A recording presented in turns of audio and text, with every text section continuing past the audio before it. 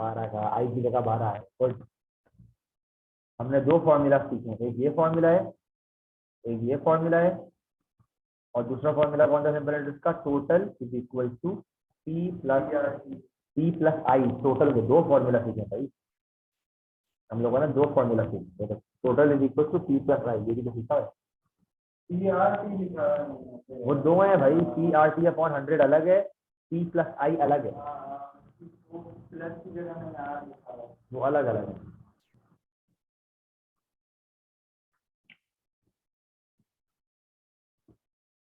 अलग अलग है, ठीक है। चलो भाई, let's start this question. Question 6 समझे, वो सवाल है जो कि सिंपल इंटरेस्ट में थोड़ा मुश्किल आ जाता है। अब सवाल क्या है कि हमारे पास प्रिंसिपल मौजूद है, हमारे पास टाइम मौजूद है, आर और इंटरेस्ट मौजूद नहीं है, तो एक इक्वेशन में दो अननोन आ जाएं, ये सॉल्व नहीं कर सकते, तो आपको फिगर आउट करना है। तो इंटरेस्ट कैसे फिगर आउट कर सकते हैं, देखिए सिंपल इंटरेस्ट के मैंने आपको दो फॉर्मूला लिखवाए, एक ये जो लिखा हुआ है PRT वाला, और एक P+I। इसमें से आपके पास टोटल मौजूद है 162, तो 162 इज इक्वल टू प्रिंसिपल मौजूद है 150 प्लस आई, यहां से आप इंटरेस्ट फिगर आउट कर सकते हैं, आई इज इक्वल टू 12। तो अब इस फॉर्मूले में 12 प्लग इन कर दें, तो ये फॉर्मूला बन जाएगा 12 is equal to 150 into R into 4 upon 100।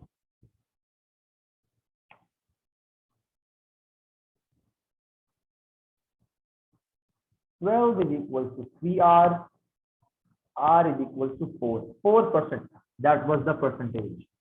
आप एक चीज नोट कर रहे हैं कि अब हम पढ़ परसेंटेज रहे हैं, लेकिन पहला स्टेप परसेंटेज की अपनी नॉलेज है, उसके बाद एवरीथिंग इज व्हाट, अलजेब्रा।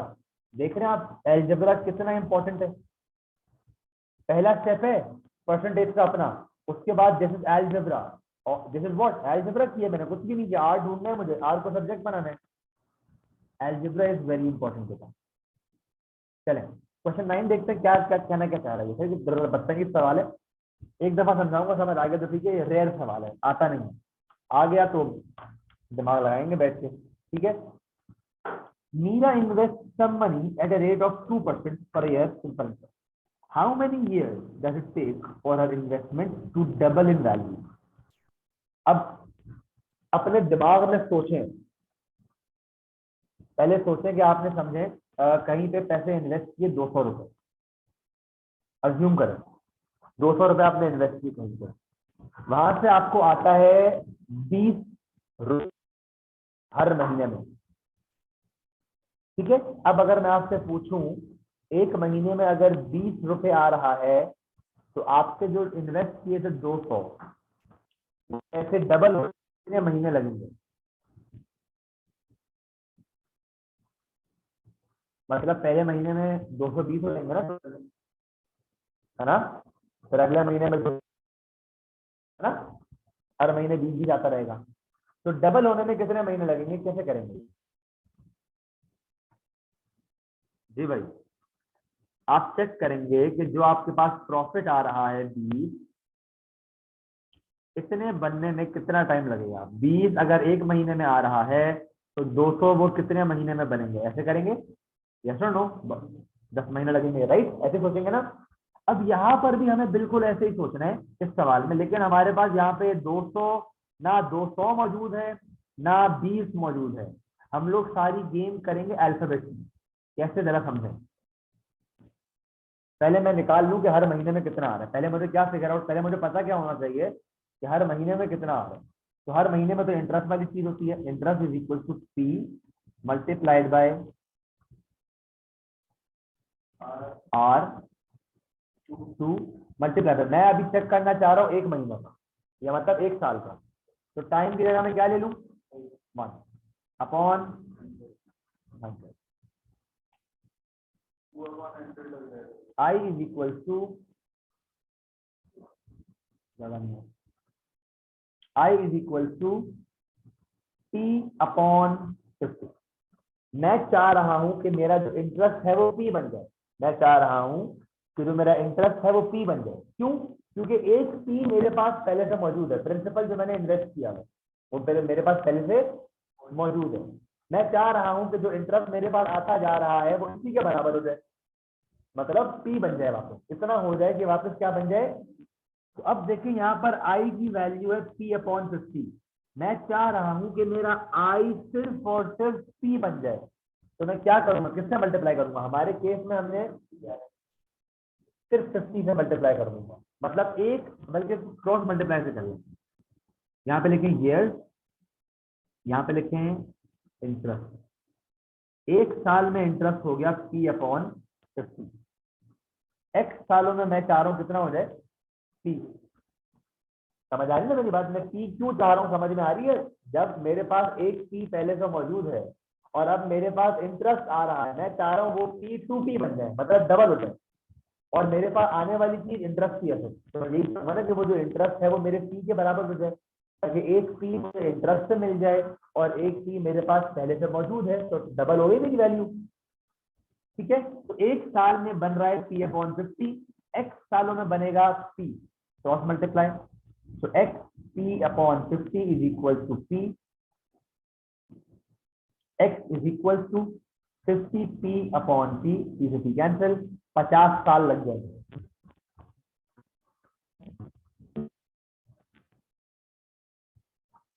अगर ये सवाल मेरी वर्किंग से नहीं भी समझ में आया तो इसका और बड़ा खूबसूरत आसान तरीका, ये 2% है, राइट? ये कितना है? हर साल का 2% है। ठीक है, हर साल मतलब एक साल में कितना है, 2%। मैं चाह रहा हूँ कि कितना हो जाए, 100% हो जाए। यही चाह रहा हूँ ना मैं, यस और नो? क्योंकि जब 100% होगा तो प्रिंसिपल के बराबर हो जाएगा, यहाँ से वापस क्या मिल जाएगा, 50 मिल जाएगा। तो ये जो मैंने नीचे काम किया है, ये मैंने किया है ताकि आप लोगों के दिमाग में कोई ऐसी चीज आउट ऑफ द बॉक्स सोचने की सलाहियत आए। एक दफा सुनी होगी, और भी चैप्टर में चीजें सुनी होंगी मैंने, चैप्टर में 2-2 3-3 सवाल इस तरह के टच किए हैं जिसको स्टार बन रहा है, इसमें बेशक स्टार बना लें, क्योंकि ये तो बहुत ही रेयर सवाल है, ये मैंने खुद शायद दूसरी दफा देखा होगा ऐसा सवाल। ठीक है, इसको डायरेक्ट परसेंटेज से भी कर सकते हैं। ये एक साल में 2% पर ईयर है। मैं जब इंटरेस्ट मेरा 100% हो जाएगा तो इसका मतलब है मैं डबल हो जाऊंगा। 100% मेरे पास पहले से मौजूद है जो मैंने इन्वेस्ट किया, और रेट या इंटरेस्ट की वजह से मेरे पास 100% और अगर और आ जाएगा तो 200% हो जाएगा, तो मैं क्या करूंगा, डबल होगा मेरी इन्वेस्टमेंट। अब ये 1 मार्क की चीज है, मेरे 10 मिनट समझाने में ज्यादा होगा, इसीलिए मैं मुश्किल चीजें एंड के दिनों में नहीं टच कर रहा। आई होप आपको समझ में आ रही हो। मैं सिर्फ वो टच कर रहा हूँ जो ज्यादा दफा आए। सिंपल इंटरेस्ट हो गया हमारा, कंपाउंड इंटरेस्ट तो आया नहीं। हाँ हाँ, लगातार लूंगा, फ्राइडे सैटरडे संडे तीनों दिन होगा। सैटरडे को शायद मैं 2 दफा बुलाऊंगा, मॉक भी लूंगा और लंबी क्लास भी लूंगा। पहले बुलाऊंगा, शायद मॉक ले लूँ, फिर 2 घंटे के लिए घर भेज दूंगा, फिर वापस बुला लूंगा। चलो भाई, कंपाउंड इंटरेस्ट हम कर लेंगे। कंपाउंड इंटरेस्ट, बल्कि कंपाउंड इंटरेस्ट तो आई थिंक P1 में इतना आता नहीं, टेंशन। अब हम जा रहे हैं मीन वगैरह में, स्टैटिस्टिक्स पढ़ेंगे। स्टैटिस्टिक्स पे जाएंगे। आपने परसेंटेज बोला था, परसेंटेज तो हो गया ना, कल का बोला था, कल बोला था ना परसेंटेज और आज के बारे में, तो आज परसेंटेज हो गया ना? आपको स्टैटिस्टिक्स नहीं पढ़ाऊं? और 3 टॉपिक थे ना, और नहीं याद आ रहा है क्या लिखेगा वो आपको चाहिए बताना। Mean, median, mode, histogram, shading set, सही 4 रह गए अभी हमारे। आज प्रॉब्लम शायद सारे नहीं हो पाएंगे, रात को ऑनलाइन में बुला लूंगा आप लोग। सर ऑनलाइन आज क्या है, फ्राइडे, आज थर्सडे, रात को आई थिंक 12 to 1 1 घंटे की क्लास शायद रखूँ, बता दूंगा 1 आवर। कल बजे ले लिया ऑनलाइन, आप आ जाओ ना, आप आ जाओ मेरे पास 12 से, आ जाओ आ जाओ, कोऑर्डिनेट कर लेना, 1 घंटा मुझे रखना पड़ेगा। हमारा परसेंटेज हो गया। अभी मैं कोशिश करूंगा मीन मीडियन मोड करा दूं। ठीक है, अभी मैं मीन मीडियन पे जा रहा हूँ। इसमें जो सबसे आसान चीज है वो है मीन मीडियन मोड की। सबसे आसान चीज क्या है, सबसे आसान चीज क्या है भाई जी? आज रात को 12 बजे सबसे आसान चीज क्या है? मोड। सबसे आसान क्या होता है ये? सबसे मोस्ट अगरिंग वैल्यू, सबसे ज्यादा फ्रीक्वेंसी वाली वैल्यू या ग्रुप, वैल्यू या ग्रुप। अगर वैल्यू होगी तो नाम होगा मोड, अगर ग्रुप होगा तो नाम होगा मॉडल। मॉडल। ठीक है, मीडियन आ गया आपका बीच वाली वैल्यू, बीच वाली वैल्यू, इसको हम सवाल से सीखेंगे इससे आगे। मीन आ गया आपका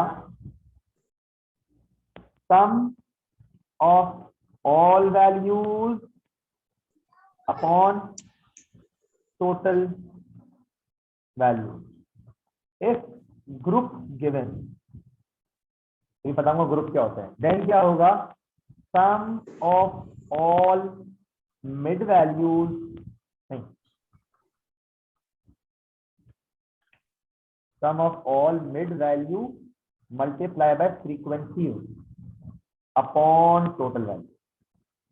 sum of all mid value multiply, मतलब पहले मिड वैल्यू को फ्रीक्वेंसी से मल्टीप्लाई करेंगे फिर आपस में ऐड करेंगे। अब ये दोनों चीजें मैं करके दिखाऊंगा। थोड़ा जल्दी करूं, अच्छा लाइक क्लास जल्दी करूं बेटा। मसला ये मैं घर पे नहीं होऊंगा, मैं खुद घर में घुसूंगा 11 बजे, 11:30 घर पे घुसूंगा और आते साथ ही आपको पढ़ाने बैठ जाऊंगा। कल ऑलरेडी है भाई हमारे पास, है ऑलरेडी मैं असल में क्या नाम है, कोर्स ज्यादा है भाई, कवर करने की चीजें ज्यादा है, ठीक है। और मैं पढ़ा बहुत स्लो रहा हूँ, बहुत स्पीड अपनी स्लो रखती है, नॉर्मली इतना स्लो नहीं पढ़ाता हूँ, खासतौर पर वर्कशॉप इतनी स्लो नहीं होती, मैं हर चीज बहुत तमीज से लेके चलता हूँ। आई होप आप लोगों को सब समझ में आ रहा होगा भाई। अगर मैं तेज जा रहा हूँ तो आप लोग मुझे बता सकते, ठीक है। कम्युनिकेट किया करें अपने टीचर से कि भाई सर आप घटिया पढ़ा रहे हैं, समझ नहीं आ रही आपकी, या तेज जा रहे हो तो बता दिया करें, ठीक है, ताकि फिर अगले को पता हो कि भाई मैं कुछ गलत कर रहा हूँ, ठीक करूँ। एनीवेज ये तीन चीजें हैं, इनको हम पढ़ेंगे सवालों पे। सवालों पे चलते हैं। पहला सवाल, फाइंड द मॉडल क्लास। मैंने क्या कहा था, जब मॉडल क्लास नाम होगी, नाम मॉडल क्लास होगा तो ग्रुप आंसर होगा आपका। तो पहले सबसे चेक करें सबसे ज्यादा फ्रीक्वेंसी। अच्छा यहाँ पर फ्रीक्वेंसी, सबसे ज्यादा फ्रीक्वेंसी वाली वैल्यू या ग्रुप। ग्रुप में दो, कभी कभार फ्रीक्वेंसी होती है, कभी कभार फ्रीक्वेंसी डेंसिटी होती है, फर्क थोड़ा सा पड़ता है। अब ये समझने के लिए पहले थोड़ी सी हम पढ़ लें, ठीक है। अब देखें ये जो ग्रुप है इसमें कितनी वैल्यूज है, 20 वैल्यू, 0 से 20। इसमें कितनी है, 20 से 40 20। इसमें कितनी है, 40 से 60 20। इसमें कितनी है, 60 से 80 20। जो मैं 20 लिख रहा हूँ ना, इसको कहते हैं क्लास बिट। कहते हैं, ये थोड़ी बातें याद कर लें, इसको कहते हैं क्लास बिट। जिस सवाल में क्लास बिट इक्वल होगी, क्या होगी, मतलब सब ग्रुप की क्लास बिट इक्वल होगी, उसमें हम चेक करेंगे फ्रीक्वेंसी। और जब इक्वल नहीं होगी तो हम चेक करेंगे फ्रीक्वेंसी डेंसिटी, ठीक है। इसीलिए मैंने वहां पे नोट्स में दो चीजें लिखी हैं। यहाँ पे मैं इफ क्लास विड्थ इक्वल तो फ्रीक्वेंसी, इफ, छोटी समराइज बात लिख रहा हूँ, शायद ना समझ में आए, सवाल से इंशाल्लाह क्लियर हो जाएगा। अभी यहाँ पर क्लास विड्थ मेरी क्या है, सारी सेम है, सबकी 20 है। तो इसका मतलब मैं फ्रीक्वेंसी में वर्किंग कर सकता हूँ। सबसे ज्यादा फ्रीक्वेंसी किसकी है, इसकी वाला आंसर होता है। मॉडल क्लास ये 20 एंड 40, या तो 1 मार्क मिल गया। पेपर में ये लाजमी तो नहीं बोलूंगा क्योंकि स्टैटिस्टिक्स बहुत बड़ा टॉपिक है। इसमें P1 में आपके समझे 3 से 5 मार्क बनेंगे। हम मैक्सिमम कोशिश करेंगे कि सब चीजें कवर करें। Calculate estimate of the mean. अब देखिए मीन मैंने यहाँ पे दो formula, sum of all values if group given sum of all mid value into frequency. यहाँ पे ग्रुप गिवन है, ये ग्रुप होता है, इस तरीके से तो किया होता है ना, ये ग्रुप होता है। तो ये बातें याद करनी है आपको। 3 दिन रह गए पेपर में, आज 12 13 14 15 3 दिन रह गए। ये बातें जो याद कर रहे हैं, ये 3 दिन में खुदा का वास्ता भूलिएगा नहीं। और प्लीज मुझे टेस्ट, कल मुझे टाइम बता दें कौन आकर टेस्ट दे सकता है भाई, प्लीज आके टेस्ट दे दें जो हम पढ़ चुके। कल क्या फ्राइडे, हफ्ते को फिर ठीक है। हफ्ते को मुझे ना जरा, हफ्ते को मैं चाह रहा हूँ मॉक कि बाकी जो मैंने नहीं भी पढ़ाया ना, जो आप लोगों ने खुद अपना अपना साल में पूरा, वो भी ले लूँ। मैं हफ्ते को सैटरडे को चाह रहा हूँ मॉक, फ्राइडे को आप मुझे दे दें टेस्ट, शाम को आ जाए 6 बजे। कौन आ सकता है प्लीज मुझे बताएं, 6 PM या चले 7 PM? चले, इसके लिए टेस्ट के लिए आप ना आए, मतलब जो दूर रहता है वो ना आए बेशक, मॉक के लिए लेकिन आ जाए, बेशक कोई दूर भी रहता है तो आ जाए। थोड़ी एंग्जाइटी फाइट हो जाएगी, आप बाकी मर्जी आपकी भाई, ठीक है। मैं पहले बता रहा हूँ, पेपर की एंग्जाइटी खत्म होती है देने से मॉक देने, क्योंकि जब इतने टेस्ट और मॉक दिए होते हैं, जब एक्चुअल डे पे जाके देते हो तो आपको ऐसा लग रहा होता है यार मैंने दिया हुआ यार, मैंने किया हुआ, ये काम मैंने पहले किया हुआ। तो पहले से पता होता है, थोड़ी सी फीलिंग। मॉक सैटरडे को कोशिश करूंगा बेटा इंशाल्लाह, मॉक के अंदर सब कुछ जो मैंने जो मुझसे नहीं पढ़ा हुआ ना वो भी दूंगा। Anyway back to the question, calculate and estimate mean. Mean का मैंने क्या बताया, अगर ग्रुप होगा तो मिड वैल्यूज निकालनी पड़ेगी। फॉर्मूला होता है summation F x upon summation F. ये मैंने फॉर्मूला लिख दिया ना यहाँ पर, और यहाँ पर इसी फॉर्मूले को इंग्लिश में लिख दिया, सम ऑफ, सम मतलब समेशन, एफ मतलब फ्रीक्वेंसी, मिड वैल्यू मतलब x, F x upon total मतलब समेशन एफ। फॉर्मूले को मैंने इंग्लिश में लिखा हुआ है। तो आपको सबकी पहले मिड वैल्यूज निकालनी पड़ेंगी। जरा 20 की हटाऊं, सबकी मिड वैल्यूज निकालनी पड़ेगी। 0 और 20 के बीच की वैल्यू क्या है, 10। मिड वैल्यू निकालने का तरीका क्या है, नोट डाउन कर लें। High value plus low value upon 2। हर ग्रुप की एक हाई वैल्यू है और एक लो वैल्यू है। 20 plus 0 upon 2 is 10। Next 40 plus 20 60, 60 upon 10 is 30। Next 60 plus 40 100, 100 upon 2 is 50। Next 80 plus 60, एक सेकंड बेटा, 140, 140 अपॉन 2 इज 70। ये हो गई आपकी एक्स मिड वैल्यू, ये हो गई मिड वैल्यू। ये आपको बनाना पड़ेगा, अगर ग्रुप टेबल होगा तो बनाना पड़ेगा। ये 3 मार्क्स देख रहे हैं कितने मुफ्ते के 3 मार्क्स हैं आपके। सिर्फ फॉर्मूले को एग्जीक्यूट करना सीखना है। अब करेंगे 10 into 50 F x, F x का मतलब मल्टीप्लायर। तो 10 इंटू 5 प्लस सम ऑफ है ना, sum of F X 30 into 20 plus 50 into 10 plus 70 into 5 upon total value. सब फ्रीक्वेंसी को ऐड कर दें, 5 10 25 यहाँ लिख देता हूँ। 5 प्लस 20 प्लस 10 प्लस 5। मेरी राइटिंग बहुत बड़ी है, बिकॉज ग्राफिक टैबलेट पे छोटा लिखना मुश्किल है। आप लोग यहाँ पे छोटी छोटी पेंसिल से वर्किंग, पेन से वर्किंग करते हैं। एनीवे 10 में 50, 10 में 5 is 50, this is 50 plus 30 into 20 is 600 I think. 50 into 10 is 500, 70 into 5 is 350।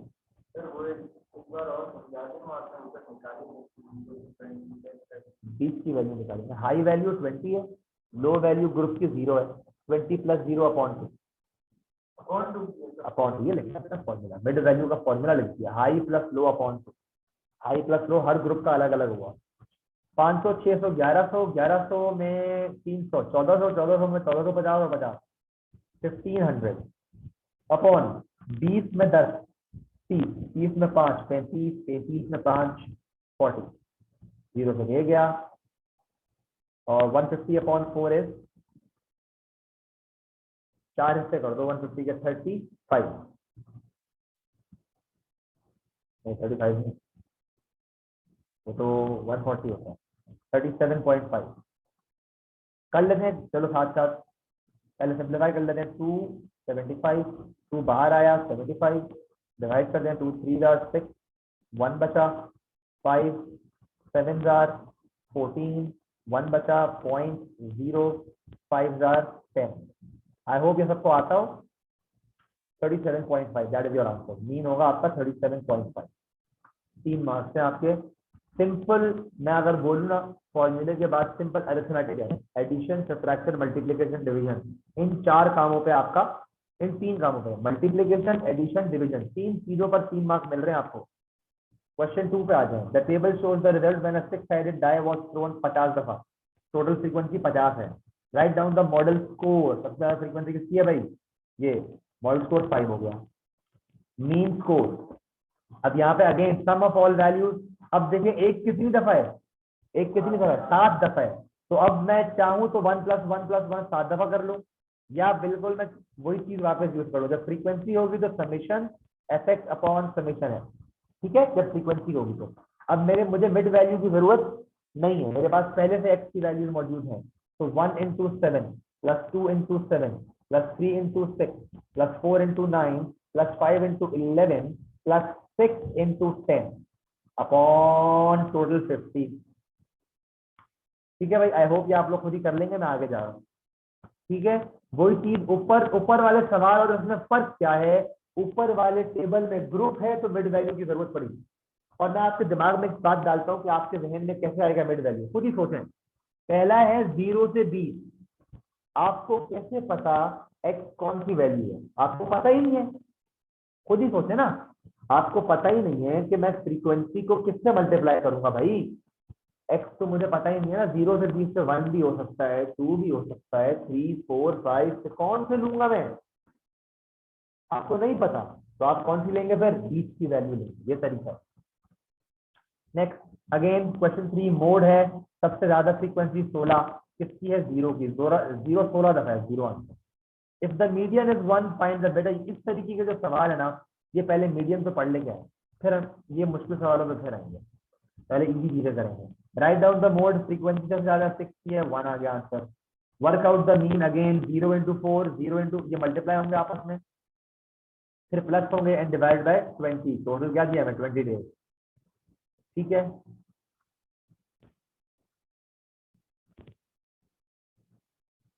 ये सवाल अच्छा है, इस तरीके का सवाल पूछा है।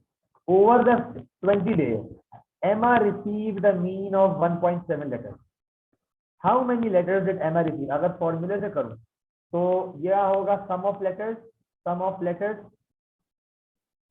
अपॉन टोटल डेज, क्योंकि लेटर्स लेटर्स पर डे है ना, sum of all letters per day, total days is equal to mean, यही मेरा फॉर्मूला बनेगा। दूसरा सवाल, 20 दिन में कितने लेटर्स आए, उन लेटर्स को ऐड किया, डिवाइड किया 20 से, तो आपके पास मीन आ गया ये।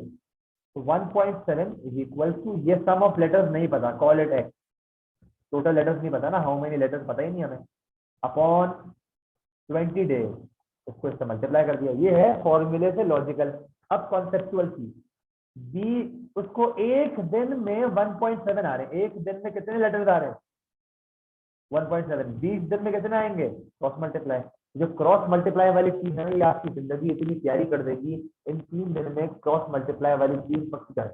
हर वर्ड प्रॉब्लम में यूज होती है ये, हर डायरेक्ट प्रोपोर्शन के सवाल में यूज होती है, हर परसेंटेज के सवाल में यूज हो सकती है, और कुछ कुछ वर्ड, ये तो वर्ड प्रॉब्लम ही हो गया ना, मीन के सवाल में भी यूज हो सकती है, ठीक है। चलो भाई यहाँ पर आ जाए, फाइंड द मोड, चेक करें सबसे ज्यादा दफा कौन सा आया है, 6 एक दफा है, 2 दफा है, बस 5 एक दफा, 2 दफा, 3 दफा, 4 दफा, आई थिंक 5 है। 3 एक दफा, 2 दफा, 3 दफा, 5 5 4 दफा है। फाइंड द मीडियन, मीडियन निकालने का जब इस तरह का डेटा हो, जब इस तरह का डेटा हो, इस तरह का, तो बड़ा आसान तरीका होता है, बोथ साइड से कैंसिल करें, एक यहाँ से किया, एक यहाँ से, एक यहाँ से, एक यहाँ से, एक यहाँ से, एक यहाँ से, एक यहाँ से, एक यहाँ से, एक यहाँ से, एक यहाँ से, एक यहाँ से, एक यहाँ से, एक यहाँ से, एक यहाँ से, जो बच गया।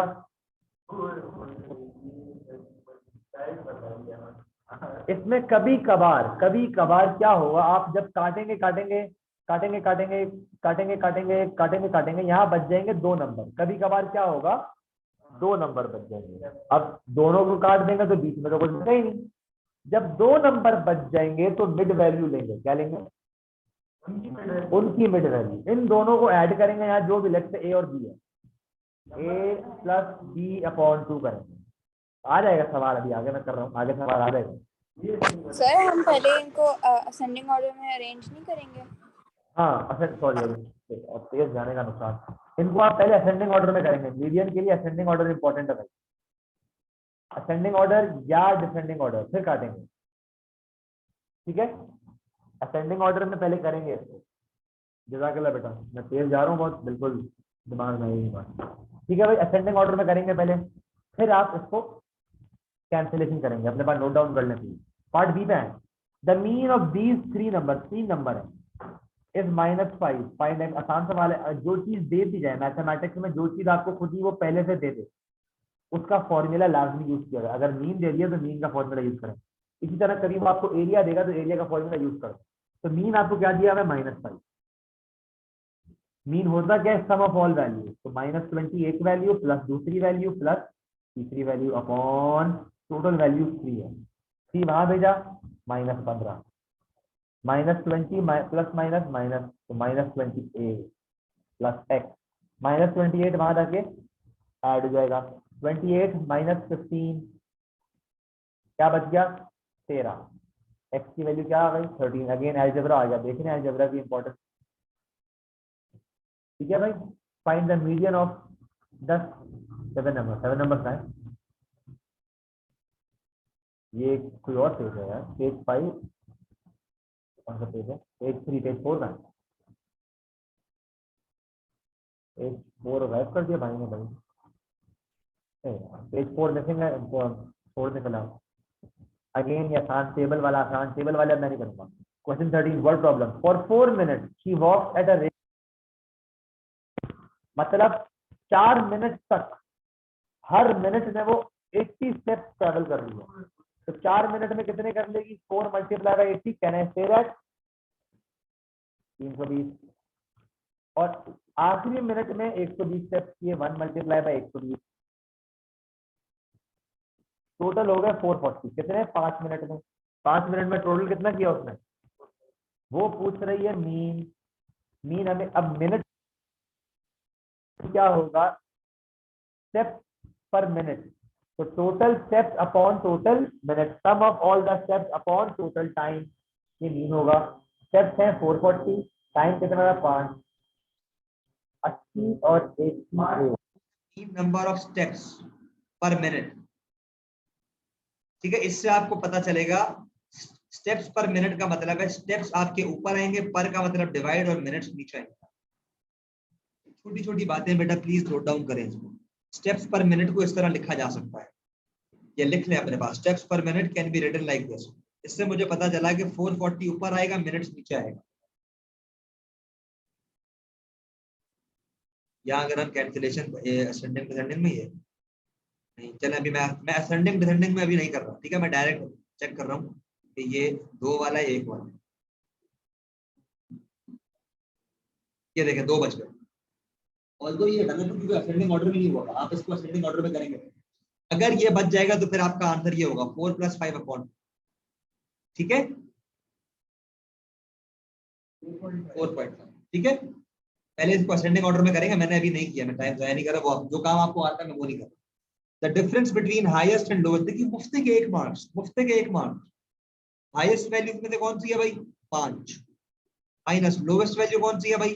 -3 माइनस प्लस 5 + 3 = 8। जी डिफरेंस प्लीज, ये गलती, ये वो गलती है जो पेपर में करेगा ना रिग्रेट करेगा यार। ये तो लाने थे मार्क्स आपको पास। जी बेटा बोले। तो ये वाला मैंने आज किया था सवाल, इसमें मार्किंग स्कीम में आंसर पीछे -8 आ रहा है।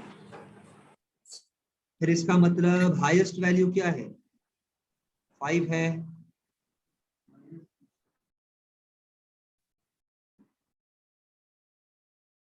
नहीं बेटा, कोई मिस्टेक है वहां पर, पॉसिबल नहीं है। 1 day that was recorded every 2 hours, नहीं, डिफरेंस नहीं है बेटा, 8 का डिफरेंस है। हाईएस्ट एंड लोवेस्ट का डिफरेंस 8 है। बेसिकली डिफरेंस का मतलब ये होता है कि लोवेस्ट वैल्यू है -3, अगली वैल्यू होगी -2, अगली वैल्यू -1, अगली वैल्यू 0, 1, 2, 3, 4 एंड 5। तो 5 और -3 के बीच में कितनी वैल्यू है, ये होता है डिफरेंस। कि मुझे -3 से अगर 5 तक जाना है तो कितने स्टेप होंगे? 1, 2, 3, 4, 5, 6, 7, 8। पॉजिटिव 8 आंसर है बेटा। वो आप अपनी बुक से चेक कर रही थी या आपने वेबसाइट से चेक किया बेटा? सर बुक है। बुक को छोड़ दो, वेबसाइट से चेक करें। बुक में छोटी मोटी गलतियां हो सकती हैं, वेबसाइट चेक करें प्लीज। Okay sir.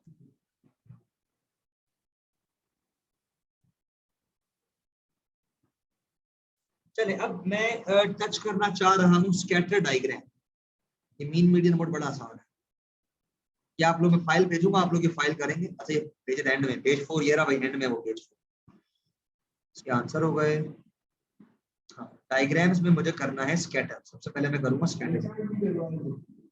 नहीं मैं हिस्टोग्राम कराऊंगा सिर्फ, और जो जो सिलेबस में लिखा है वो करूंगा। स्कैटर डायग्राम में क्यों टच कर रहा हूं बेटा? Because this is the most easiest. क्यों? इसमें 1 मार्क मिलता है आपको प्लॉट करने का, पॉइंट्स प्लॉट करने का। भाई 11 साल की पढ़ाई की है स्कूल में, ओ लेवल, प्लॉट करना आना चाहिए भाई। फॉर एग्जाम्पल देखिए 5 पॉइंट्स प्लॉट हुए हैं, नेक्स्ट 70 और 3.9। इसमें से देखिए मदर का है, मदर एक्स एक्सिस पे, तो ये होगा 70 मदर तो 3.9। ये आपको प्लॉट करना है। ये 4 प्लॉट करेंगे 1 मार्क, तो 70 ये रहा, 3.9, 3, 3.5 ये मिल गया। इस तरह के अगले 3 भी ठीक करने। अगला है 89, 4.3, 89, 4.3, 3 57 3.2 हाँ हाँ हाँ 57 3.2 ये देखिए ऐसा बॉक्स बना हुआ है ना, ऐसे जहां आप क्रॉस मारे ऐसे मारे, ध्यान से मारेंगे क्रॉस, पेंसिल शार्प हो आपकी, समझ आ रही है? अगर मैं जूम इन करके स्लो हो जाता है, ये देखिए तो क्रॉस अगर मारूंगा तो बिल्कुल ऐसे ध्यान से मारने में, ठीक है? लेकिन तो ये अभी मोटा मोटा हुआ है, दूर बैठ जाओ। 4 हो गए 75 अच्छा एक तो मैंने एक्स्ट्रा लगा दिया ना 75 4.4 75 4.4 एक मार्क मुफ्ते का मिल गया भाई। What type of correlation is shown, इसका दूसरा मार्क। अगर पॉइंट्स यूं जा रहे हैं पॉजिटिव है, पॉइंट्स अगर यूं जा रहे हैं तो नेगेटिव। नहीं नहीं पॉजिटिव है भाई, ये देखो यूं जा रहे हैं पॉइंट्स, राइट की तरफ है ना।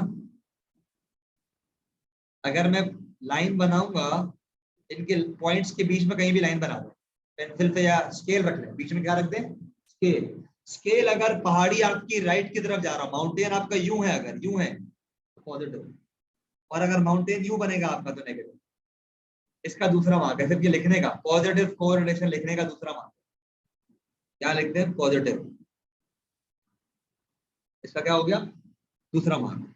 On the scatter diagram draw a line of best fit, इसका एक और मार्क। ये बेस्ट फिट क्या है, क्रॉसिंग 2 पॉइंट्स, 2 पॉइंट क्रॉस करवाएंगे, एंड ये लाइन है, लाइन के ऊपर और लाइन के नीचे इक्वल पॉइंट्स हो, क्या हो इक्वल पॉइंट्स। ये कभी कभार 2 मार्क का भी आ जाता है। तो यहां पर आप देखें, ये तो मैंने रैंडम रफ बनाई हुई है, you need to keep your scale, I think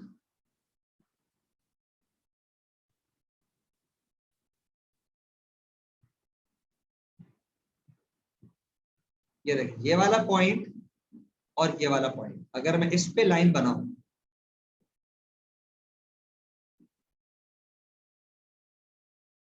दो पॉइंट से क्रॉस करवाया, 1 2 3 4, 1 2 3 4, 4 ऊपर 4 नीचे, लाइन ऑफ बेस्ट फिट। शायद कोई और स्टूडेंट कोई और बना ले, और एग्जांपल और क्या पॉसिबल है, नहीं ये पॉसिबल नहीं।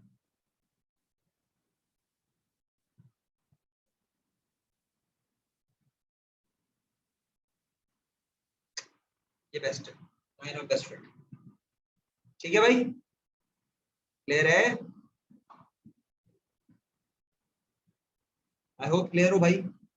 Crossing 2 points and such that वो लाइन ऐसी हो कि ऊपर और नीचे सेम पॉइंट्स हो। ये देखिए मैं आपको वो चीजें सिखा रहा हूँ जो कि भाई आपको पास तो लाजमी कराएंगे। थोड़ी आपकी 11 साल में कुछ चीजें याद की होंगी, आखिरी 2 साल में तो पढ़ा थोड़ा बहुत याद होगा, तो फिर थोड़ा और अच्छा भी आ जाएगा इंशाल्लाह। अगला पार्ट भी देखिए, स्कैटर डायग्राम 4 मार्क्स का सवाल आ जाता है, 3 to 4 मार्क्स सिर्फ स्कैटर डायग्राम के होते हैं, जिसमें से 3 तो बच्चों वाले थे, मैंने बता दिया हमेशा अगर ये टॉपिक आएगा तो यही आएगा, पॉइंट्स प्लॉट, ठीक है, बताएं कोरिलेशन पॉजिटिव या नेगेटिव, बेस्ट फिट, और चौथा मार्क कभी आता है कभी नहीं आता, वो क्या है कि जो उसने वैल्यू दी है, Anna has a mass of 82 kilogram and gives birth to a baby. Use your line of best fit to estimate the mass of her baby. Anna का मास 82 है, मतलब मदर का मास क्या है 82। फॉर एग्जांपल मेरी लाइन क्या आती है, मैं वापस बना लेता हूँ। अब मैं गया मास 82 है, जो मैं लाइन जाऊंगा ऊपर देखूंगा कि मेरी लाइन पर, मेरी लाइन के हिसाब से अगर माँ का मास 82 है तो बच्चे का मास क्या होगा भाई 4.3, ठीक है, आंसर हो गया 4.3। ये बहुत ही आसान चीज है, ये फाइल भेजूंगा आज ही, चुपचाप बैठ के स्कैटर डायग्राम के सारे सवाल लाजमी कर दें, और ये 2019 तक सवाल है, 2021 और 20 के पेपर मैंने होमवर्क दिए हैं आपको, ऑटोमेटिकली स्कैटर डायग्राम कंप्लीट हो जाएगा, क्योंकि ये लेटेस्ट पास पेपर्स में ही है, 19 के बाद ही मिलेगा, कोई 18 से मिलेगा, उसके बाद नहीं मिलेगा। उससे पहले नहीं मिलेगा, सॉरी। ये देखें एक और स्कैटर, ये देखें एक और स्कैटर डायग्राम, ये देखें। अब ये पॉइंट्स आपके यूं बन रहे हैं या यूं बन रहे हैं, क्या लग रहा है आपको? Sir negative. नेगेटिव बन रहे हैं। देखिए नीचे की तरफ जा रहे हैं, ऊपर से मैं कहाँ जा रहा हूँ? इसका 1 मार्क क्या होगा? ये देखें, what type of correlation? Negative, 1 mark मिल गया। इसमें पॉइंट्स मारने के 2 मार्क्स है, 3 मार्क तो यही हो गए जी। ये देखो, ये 5 पॉइंट्स मारोगे 2 मार्क, 3 मार्क तो ये हो गए। फिर 1 मार्क कहाँ से मिला? लाइन ऑफ बेस्ट फिट, फिर वही डी पार्ट, 4 पार्ट। देखो ये 5 मार्क का सवाल बन गया। ठीक है भाई। हिस्टोग्राम। अच्छा बेटा एक बात मैं आपको वैसे बताऊं, जिस बच्चे को जो मैं पढ़ा रहा हूं उससे ज्यादा पढ़ना है ना, तो गूगल क्लासरूम कोड पे, क्लास कोड पे पूरी मैथ्स पढ़ी रही है, पूरी मैथ्स। आप खुद भी पढ़ सकते हैं एक्स्ट्रा अगर पढ़ना है तो। आप फॉर एग्जाम्पल हिस्टोग्राम का मीन मैंने, मतलब इसका मैंने मीन टच करना था। हिस्टोग्राम बनाना शायद टच ना करूं, कोशिश करूंगा कर दूं, क्योंकि इसका सिंपल फॉर्मूला होता है फ्रीक्वेंसी अपॉन, चले कर देता हूं।